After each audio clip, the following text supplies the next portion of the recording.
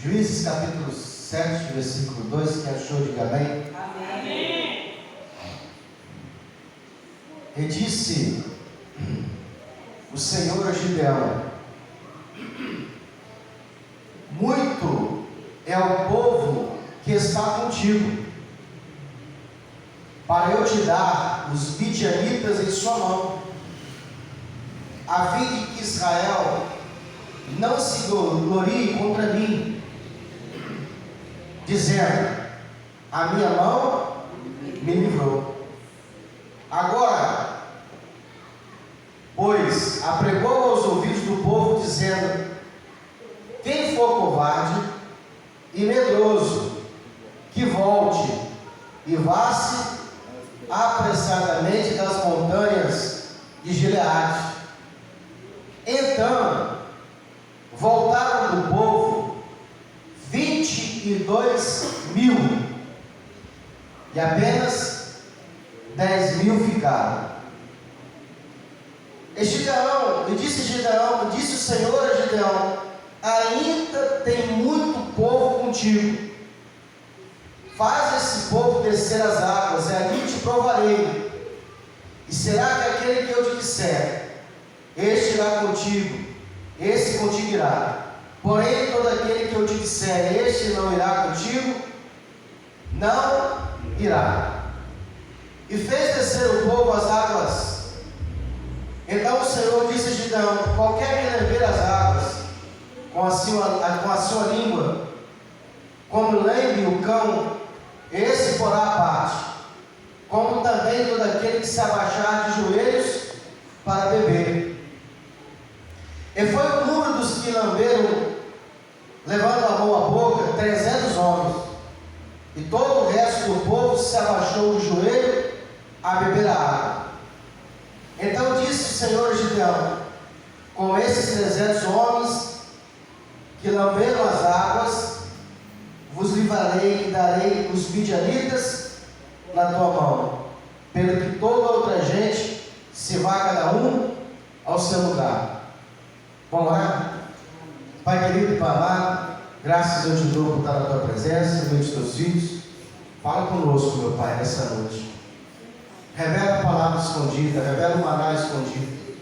Nos dá a palavra de inspiração, aquela que vai destravar a nossa vida financeira e espiritual, que vai destravar todo o teu reino, que vai descortinar o teu reino para nós, em nome do Senhor Jesus, amém? Pode sentar, vai colocar a anestesia ali.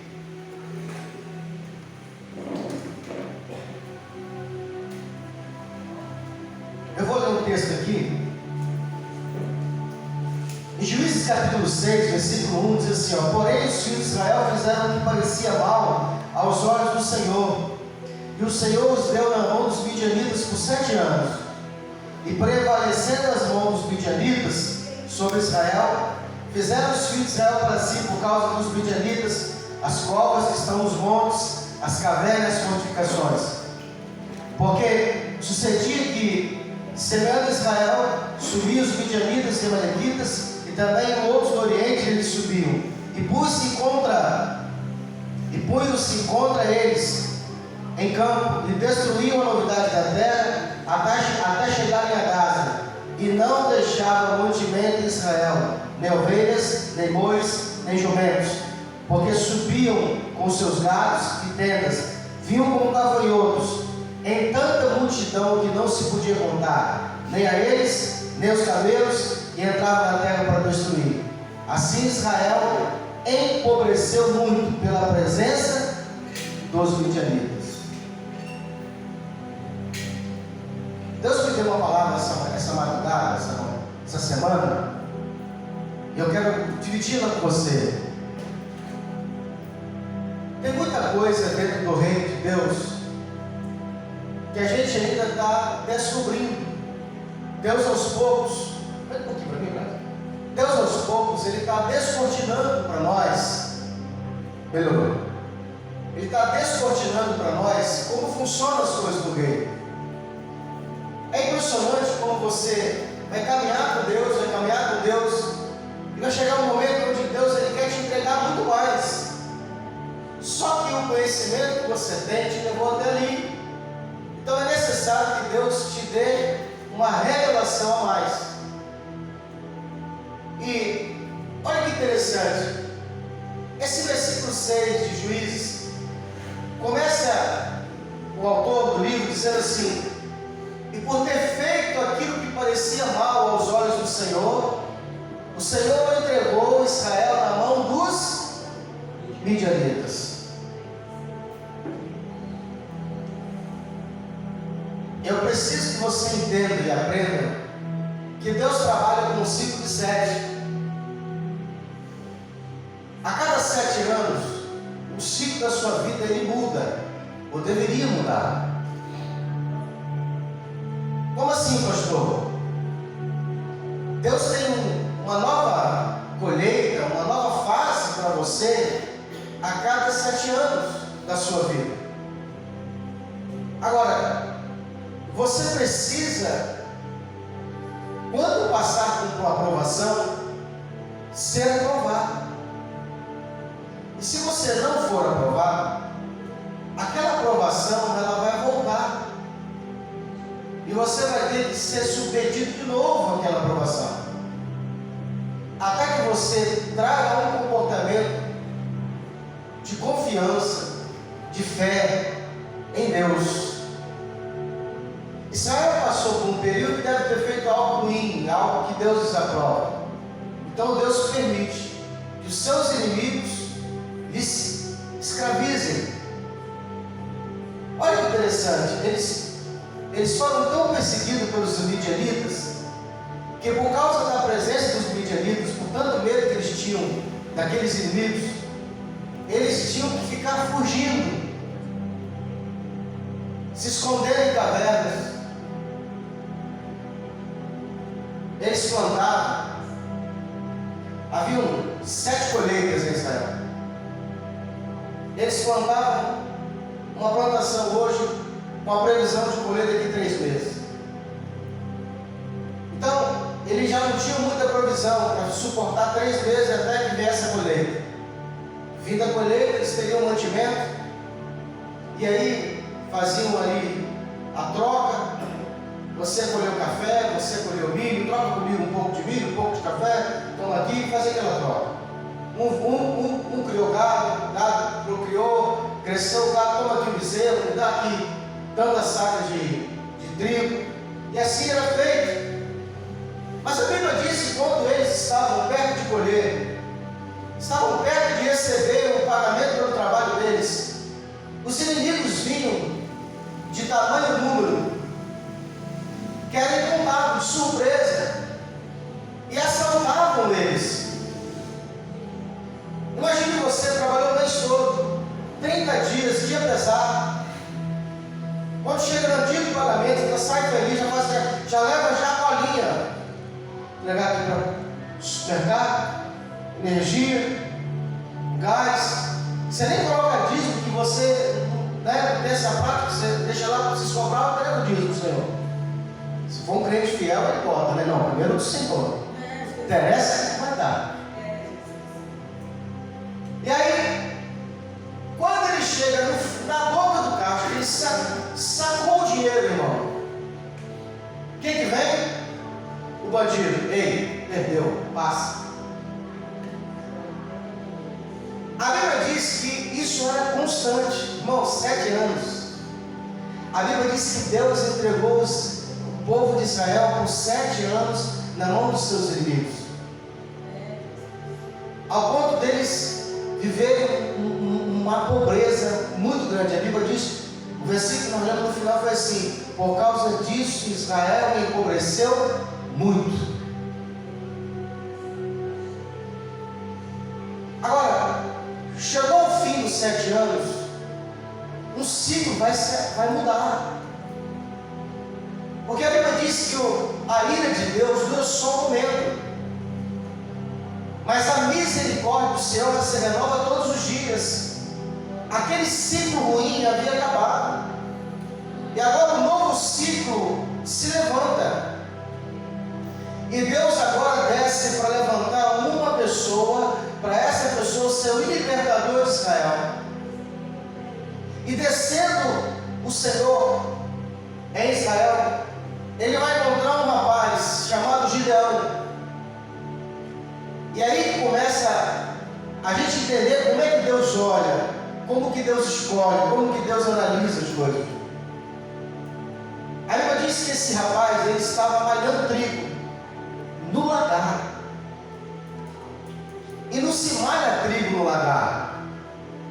No lagar se malha uva.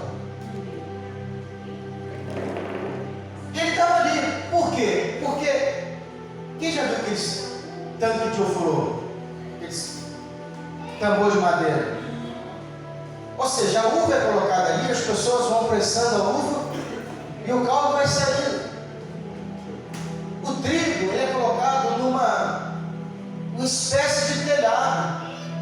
Porque o que a gente entende como trigo lá é cevada. Na época era cevada. Eles espalhavam aquilo no terraço ou numa laje, como se faz com café. E ali o vento leva poeira, palha, e ali eles vão trabalhando com o trigo. Mas esse rapaz está dentro do lagar, porque ele está escondido, para que o inimigo não roube. E ele está desgostoso, mas ele está ali trabalhando. E o anjo do Senhor chega e ele diz assim: varão valoroso, grande é a tua força. E ele olha e fala: o que esse camarada está falando comigo? Primeiro disse que é o anjo do Senhor que veio saudá-lo. E o anjo do Senhor vai dizer assim: vai na tua força e livrarás Israel. Deus chama esse jovem, chama esse rapaz para uma grande empreitada, libertar o seu povo da mão dos inimigos. Na hora ele se assusta, porque dentre todas as pessoas que Deus havia de escolher, Deus escolheu o mais fraco, Deus escolheu o menor, Deus escolheu aquele ser improvável. Às vezes você se sente incapaz, você se sente uma pessoa desqualificada. Deus só precisa que você queira, Deus só precisa que você se voluntarize, Deus só precisa que você levante a mão e fale assim: Senhor, eu não sei fazer, mas eu estou aqui. Senhor, eu não sei cantar, mas eis-me aqui. Senhor, eu não sei pregar, mas eis-me aqui. Senhor, eu não sei nada, mas eu estou aqui, pode me usar. Glória a Deus. Ele vai dizer: como assim eu vou livrar Israel? É logo eu, a minha família é pequena, é a última de Israel, é a menor. O Senhor fala com ele: vai na tua força, Deus é contigo. Irmão, por que Deus não pegou um camarada que estava dentro de casa assistindo Netflix? Por que Deus não escolheu um camarada que estava lá na porta da fazenda, fazendo nada? Porque sempre Deus vai pegar aquele que está trabalhando. Deus quer aquilo que você não pode dar. Deus quer aquele que está ocupado com alguma coisa. Todas as pessoas que Deus chamou para fazer algo muito importante para Ele, eles já estavam fazendo algo muito importante. Porque gente à toa Deus não quer. Gente preguiçosa, gente que está disponível, Ele não quer. Deus quer pessoas interessadas, pessoas que estejam envolvidas com alguma coisa. Porque Ele quer pessoas envolvidas para que se envolvam com algo maior. A gente pensando assim: não, Deus podia usar fulano, né? Fulano não faz nada, está tranquilo. Não, Deus também não quer. Deus quer o de fazer alguma coisa. Agora, olha que interessante. O Gideão fica um pouco na dúvida, porque ele vai dizer assim: se o Senhor é comigo mesmo, se Deus é conosco, por que está acontecendo conosco toda essa tragédia? Por que está acontecendo conosco todas as coisas? Ou seja, aonde está Deus que está permitindo que tudo isso aconteça conosco? Deus podia responder à altura, mas Deus desce no nosso nível, irmão. Deus desce no nosso nível. para falar conosco com a nossa altura de entendimento, para fazer você entender devagar qual é o propósito dele. Porque Deus, sendo soberano, poderia aparentar com tanta força, e é sempre por isso que Deus, a Bíblia vai dizer assim, o termo assim, o anjo do Senhor apareceu. Essa forma, o anjo do Senhor, chama-se teofania. É quando Deus usa uma forma angelical menor, Deus se reduz de uma forma menor para falar com o ser humano, de igual para igual. Porque se Deus aparece na sua glória, o ser humano cai de joelho. E aí, ouve por medo, e não é isso que Deus quer. Toda a relação de Deus conosco agora tem que ser por fé, tem que ser por crer, não pode ser por força. Ainda não é por força, depois vai ser, mas agora é por fé. E é por isso que muitas pessoas não acreditam em Deus, porque Deus usa um homem para falar com você.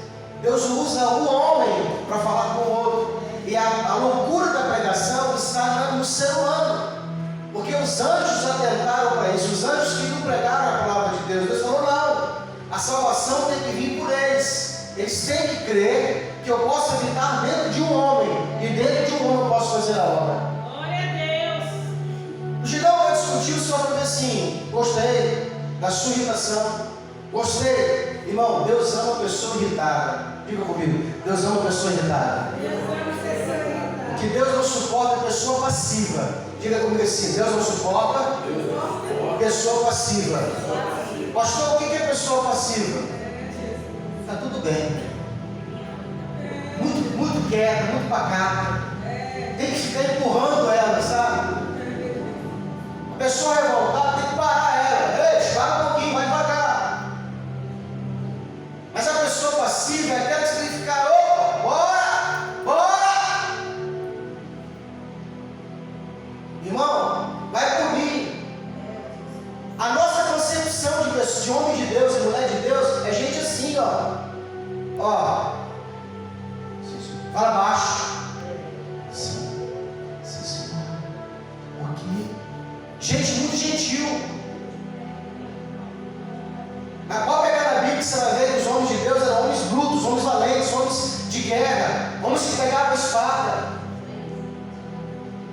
Homens que tinham coragem de arrancar a cabeça do outro. Ah, pastor, mas a Bíblia diz que Paulo vai dizer que nós, como cristãos, temos que ser mansos. Mas vai ver Paulo matando o outro no começo. Isso aí foi depois que Paulo se converteu, irmão. Calma aí, tem um processo.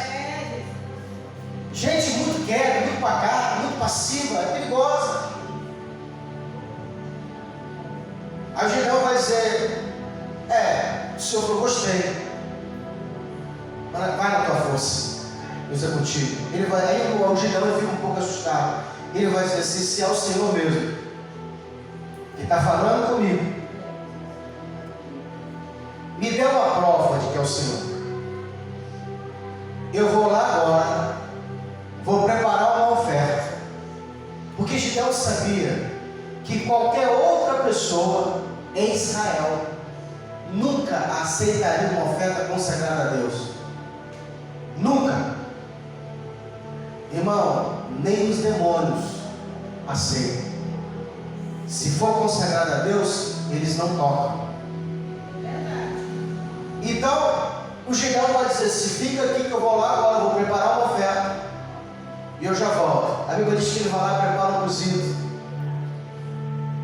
prepara um caldo, uma carne, que ele vai lá, mata um cordeiro, sacrifica, traz o bicho preparado e vem com a panela. A Bíblia diz que o anjo está lá esperando. Porque se fosse o anjo também não poderia aceitar. Tinha que ser Deus. Está lá o anjo, que é o Senhor, o anjo do Senhor, é o Senhor. E aí vai lá e coloca a oferta debaixo do carvalho, diante do anjo do Senhor. E ele sai. E ele espera. Sabe o que acontece? Nada. Ele olhou.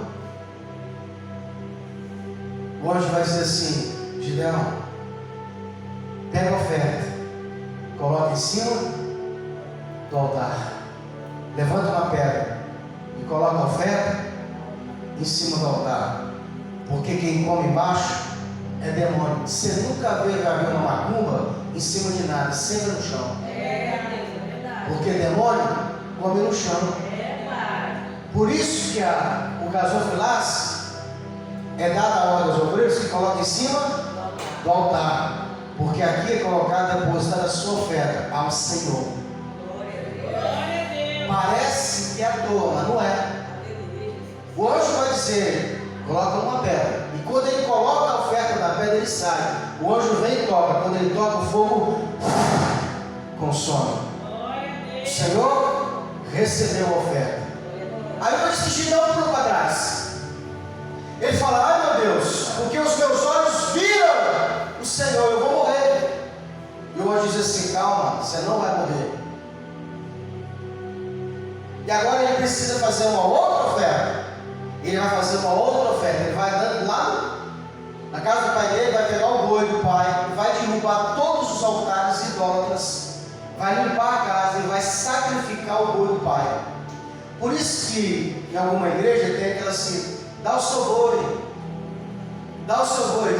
Você sabe mais ou menos esse termo. Porque Gideão, ele ofereceu o boi do pai. Tudo que ele tinha, ele ofereceu a Deus. E isso era a iniciação para começar o seu trabalho. E agora Gideão tem tudo que ele precisava, porque ele está debaixo de uma palavra. Presta atenção no que eu estou falando. Todas as vezes que você estiver debaixo de uma palavra, é certa a sua vitória. Para que você tenha certeza da sua vitória, você precisa estar pautado debaixo de uma palavra. Quando Pedro ele vai sair do barco, só vai sair do barco e não naufragar porque ele sai debaixo de uma palavra. Ele vai dizer: se o Senhor é mesmo Jesus, o meu mestre, ordena que eu ande também sobre as águas. E aí Jesus fala assim: vem Pedro. Ou seja, Jesus lança a palavra, ele debaixo da palavra agora vai colocar e ele também não vai naufragar.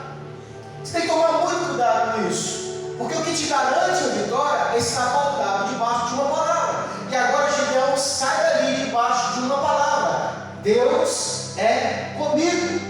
Glória a Deus. Ele junta algumas pessoas que também estão revoltadas. Irmão, se não me engano a conta eram 33 mil israelitas. 32 eu acho, se não me engano. Mas havia 3 vezes mais o número de midianitas nessa guerra. Quando Gideão aparece diante do Senhor com aquele exército, o Senhor vira para ele e fala assim: rapaz, tem muita gente com você. Ele olha assim: Senhor, tem certeza? Para cada homem desse aqui tem 3 lá fora esperando a gente. O Senhor fala que tem muita gente, o Senhor fala assim: tem muita gente. Sabe por quê, Gideão? Eu não quero que Israel depois se garra que a sua mão o livrou, porque o livramento virá de mim, o Senhor diz. Faz o seguinte, Gideão, dá um brado aí e manda os covardes e os medrosos voltarem. Gideão: que isso, Senhor? Está todo mundo armado aqui, todo mundo aqui é faca na caveira. Vai, Gideão, pergunta aí. Não, Senhor, os caras aqui são bons, são sangue bom. Está fechado conosco aqui. Pergunta para ele, Gideão. Gideão vai assim: aqui, uma pergunta pode ser aqui para vocês, só para testar. Quem tiver com medo, frouxo, pode voltar. A Bíblia diz que 22 mil, irmão, volta para trás. Por quê, pastor? Por que Deus faz isso? Deus não opera no medo. Para você entender, o medo é a fé ao contrário. Quando eu tenho medo, porque eu duvido que Deus vai fazer. Porque a Bíblia diz assim: todo aquele que está aperfeiçoado em Deus, no amor, lança fora todo medo. Se você tem medo, você duvida que Deus é contigo. Esse medo é perigoso. Toma cuidado. Ai, pastor, eu tenho medo de escuro. Você não confia em Deus, não? Deus é luz, irmão. Chama a luz para se manifestar. A Bíblia diz que o Gideão se abate. Porque o próprio Gideão agora já fica com medo. Ele falou assim: estava ruim com 33, com 32, agora está com 10 mil, mas estou mais caro. É como se Deus dissesse assim: quantos votaram? 22. Vou também junto com esse povo. Aí o senhor ele vai: Senhor, estava certo, viu? Os caras muito covardes. Estou decepcionado com Israel, viu? Os caras tudo calça frouxo, medroso. O Senhor fala assim: Gideão, quantos ficaram? Sei lá, 10 mil, dá para nada. O Senhor vira para ele e fala assim: tem muita gente com você. Que isso, Senhor? Embora 2/3, ficou só 10. Tem muita gente ainda. Presta atenção, Gideão. Só vai contigo quem eu mandar que vá. Não vai com você que eu não disser. Vai no rio e ordena esses 10 mil que bebam água. Mas você observe a forma com que eles bebam água. Diga comigo assim: observe a forma com que eles bebam água. Deus te coloca em disciplinas que você acha que não tem nada a ver, e Ele só está te observando como você se comporta nela. Você fala: meu Deus, para que isso? Deus está olhando a maneira com que você faz, o que você está fazendo, o que aconteceu. Veio a chuva, a maneira como você se comporta. Veio o sol, a maneira como você se comporta. Faltou dinheiro, a maneira como você se comporta. Ficou doente, a maneira como você se comporta. As coisas que acontecem na sua vida, nada é por acaso. Todas elas são dinâmicas de Deus, para Deus analisar e observar o seu comportamento. E se isso te faz você entender, não é só Deus que está vendo, não. Tem o inferno vendo de um lado e os anjos de Deus vendo do outro. É a multidão, é Big Brother espiritual. Todo mundo te analisando. E a Bíblia diz que tem um anjo anotando como você se comporta. Vamos ver como é que ele adora. Coloca dinheiro na conta. Aí você vem, ai Deus, aleluia, irmão. Sorrindo, alegre, feliz da vida. Passa 6 meses, Senhor, tira o dinheiro para ver. Não tira tudo não, só faz atrasar. Deixa eu linguar um pouquinho. Aí você vem, paz, irmão, ora por mim, tá? Misericórdia, meu irmão. Crente 6 horas. Crente 6 horas. Quem que 6 horas por mim, irmão? Ora por mim, né? O Senhor olha e fala: bota aí. Olha o que o Senhor falou. Gideão só vai com você aqueles que eu mandar. Leva esse povo a beber água. Observa se eles vão beber como lambe as águas o cão, ou se eles ajoelham. A Bíblia diz que Gideão está lá olhando, observando, um por um, dos 10 mil, 300 não ajoelharam. Eles pegaram a água e lamberam. Porque quem está na guerra não perde foco da batalha. Mas tem gente que Deus não pode colocar em uma provação, que ele se prostra, ele se cede, ele perde foco da visão, ele se entrega, ele cai no joelho, ele fala: não tenho mais força, não vou mais servir. E Deus está olhando, os anjos estão olhando, o Senhor está reparando o nosso comportamento. A Bíblia diz que 300, só 300. Levanta o seu nome assim, esses 300 você coloca a parte, esses vão com você. Eu fico imaginando, Gideão, Senhor, tem certeza? Tem que mandar os 9.700 embora? Tem, Gideão. Mas, Senhor, é pouco. Gideão, maior são os que estão comigo dos que foram embora. Eu não preciso de nenhum deles. Estou te dando 300 para te ajudar, para você não ficar achando que o negócio é só para te animar, que eu não preciso de nenhum. Mas para te animar, deixei 300 com você para servir de testemunho, só isso. A gente só é testemunho de Deus, é Deus que faz a obra, irmão. Só empresta o corpo, deixa ele fazer. Nós vamos chamar para ser testemunho, quem faz a obra é Ele. Glória a Deus. A Bíblia diz assim: Gideão só, primeira madrugada, Gideão entrega a ferramenta dos caras e despede e eles vão para casa dormir. Gideão está angustiado. E Deus veio confortar o Gideão e disse assim: Gideão, vem cá. Eu sei que você não está tranquilo. Para te confortar, eu preciso que você vá até o arraial do inimigo e desça nesse arraial e leve contigo o seu auxiliar, Uraque. Fala e vê o que está acontecendo. Aí eu disse que na madrugada, está todo mundo na vigília, eles estavam acampados de um lado, o inimigo de outro. Gideão desce até o acampamento do inimigo secretamente, só ele auxiliar. E quando eles estão descendo, eles ouvem 2 rapazes conversando, os midianitas. E um vai dizer assim: rapaz, eu tive um sonho. Eu sonhei com um pedaço de bolo, um pão de cevada, rolava de cima para baixo e arrastava o nosso arraial. O outro vai dizer assim: isso não é outra coisa, se não é a espada de Gideão, porque o Senhor tem dado na mão de Gideão a vitória sobre nós.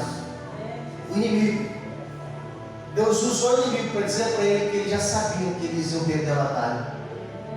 A Bíblia diz que quando Gideão ouviu, ele adorou, e ele sai, volta para casa animado. E aí eu te pergunto: por que a gente tem a palavra de Deus, a promessa de Deus na nossa vida, e ainda não temos a vitória? Por causa de 3 coisas. Porque pedimos, mas muitas vezes pedimos e esquecemos de procurar a nossa vitória. São 3 fases: aquele que bate, aquele que pede, recebe. E depois, tem muito crente que pediu vitória para Deus e está esperando ela chegar pelo correio. Tem muito crente que pediu algo para Deus e esqueceu até que já pediu. Quem diz assim: entreguei na mão do Senhor. Não, meu querido, tem a segunda fase. Aquele que pede, recebe, você já recebeu. Só que você recebeu no mundo espiritual. Agora tem a segunda fase: aquele que procura, acha. Deus te deu, falou que te dá. Agora começa a procurar a vitória. Eu vou melhorar isso para você. Você pediu uma cura e você sentiu que Deus já te deu. Agora você faz o quê? Começa a procurar a sua cura. Quando você achar que achei ela, é aqui, você começa a bater. Você começa a declarar: eu tenho uma vitória da parte de Deus, eu exijo a minha cura, eu preciso da minha libertação. Você começa a bater, até que a porta se abra. Mas muitos de nós nos entregamos. Pedi a Deus, Deus não quis me dar. Não, te deu. É que você quer que você está esperando Deus te dar na mão. Ele não vai te dar na mão, você tem que lutar por ela. Deus disse para Gideão: Gideão, a vitória é sua. Tá bom, Senhor, vou esperar aqui sentado, viu? Não, Gideão, vai lá pegar ela. Senhor, mas é muita gente. Sim, guerreira, entra na batalha, peleja. A vitória é sua, mas a peleja também é sua. O povo de Israel não entrou na terra prometida porque esperaram que Deus dava de graça. O Senhor falou assim: vão ter que entrar e pelejar. Mas tem gigante, e daí? Mas tem inimigo, e daí? Você tem que procurar, e uma vez que você encontrar, você tem que bater até ela se abrir. Glória a Deus. Orou uma vez, vez, não aconteceu nada, continua orando. Orou a segunda vez, não aconteceu nada, você continua orando. Orou a terceira vez, não aconteceu nada, você continua orando. Você não tem que orar até ser curado. Você tem que orar até não ter mais jeito. Tem jeito? Vamos orar. É orar até ela se abrir. Ela vai se abrir. Glória a Deus. Gideão, então, depois daquela palavra, ele ora. Ele pega o povo munido de armas. Eles vão e descem em grupo de 3 homens. Eles descem ao arraial. E a ordem de Gideão é que eles levavam buzinas na mão, tochas na outra, eles estavam armados. Eles iam quebrar os cântaros e tocar a trombeta. A Bíblia diz que quando eles entram, tocam a trombeta, a espada do Senhor, ela entra no arraial. E Deus coloca uma confusão entre os midianitas, de forma que eles lutam entre si. Ficaram perturbados, porque quando eles tocaram a trombeta e quebraram os cântaros, eram só 300 homens, mas Deus fez eles entenderem que era mais de 3 milhões. Deus confundiu eles pelo barulho. Deus fez eles entenderem que era muita gente, então eles entram em desespero e começam a sair guerreando, um mandando espada no outro. Deus envia um espírito de confusão no meio deles. Olha lá para a Bíblia, eles levantaram a mão. Não deram uma espadada. Falei com você que eu não precisava de ninguém, só precisava de testemunha, irmão. Deus não precisa de você para nada, só para você testemunhar. Ele não precisa do seu poder, da sua santidade. Ele não precisa do seu jejum. Ele só precisa que você testemunhe o que vai fazer na sua vida. Ele chega no arraial, irmão, não levanta nem espada. Ele fica pensando assim, pô, não matei nenhum pelo menos. Está tudo morto. Fica mais longe de não, né, Senhor? Realmente o Senhor falou que ia lutar e eu não precisei fazer nada, Senhor. Eu falei com você. Não preciso de 32 mil, de 20 mil covardes, não. Gente medrosa, sai fora. Só quero gente corajosa, valente, vencedor. Porque o vencedor não dá desculpa. Você nunca vai ver o vencedor dar desculpa, não, irmão. Todo vencedor, ele arruma um jeito, ele cria uma solução, ele dá um escape, ele não fica dando desculpa, não.